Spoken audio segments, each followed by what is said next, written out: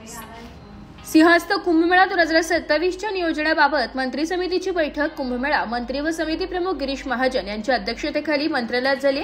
पावसाळ्यात मेळा होणार असल्याने विशेष खबरदारी व सूक्ष्म नियोजनाचे निर्देश देण्यात आले।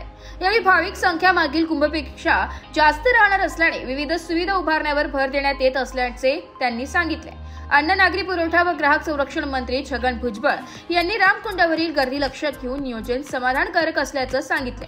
तसेच गोदावरीत सांडपाणी मिसळू नये म्हणून तातडीने उपाययोजना करण्याचे निर्देश दिले।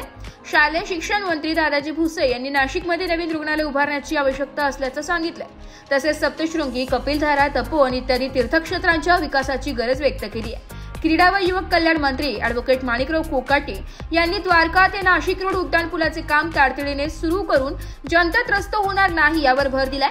उद्योग मंत्री उदय सामंत यांनी डिसेंबरमध्ये होणाऱ्या विश्व मराठी साहित्य संमेलनाचा वापर कुंभमेळ्याच्या ब्रँडिंगसाठी करावा अशी सूचना केली आहे। पर्यावरण व पशुसंवर्धन मंत्री पंकजा मुंडे यांनी कुंभमेळ्याचे नियोजन 3 टप्प्यात कराव्याचे सुचविले आहे। परिवहन मंत्री प्रताप सरनाईक यांनी राज्य शासनाकडून 200 नवीन बसेस उपलब्ध व्हाव्यात व त्या आगामी काळातही उपयोगात याव्यात असे सांगितले।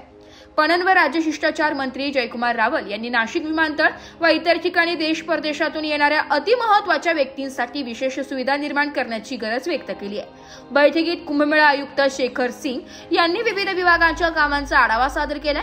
सर्व मंत्र्यांनी प्रशासनाच्या तयारीबाबत समाधान व्यक्त करून नाशिकचा कुंभमेळा उत्कृष्ट व प्रभावीपणे पार पडून देश परदेशात नाशिकचा लौकिक वाढवावा अशी अपेक्षा व्यक्त केली आहे। ब्युरो रिपोर्ट, नाशिक लोकशाही न्यूज, नाशिक।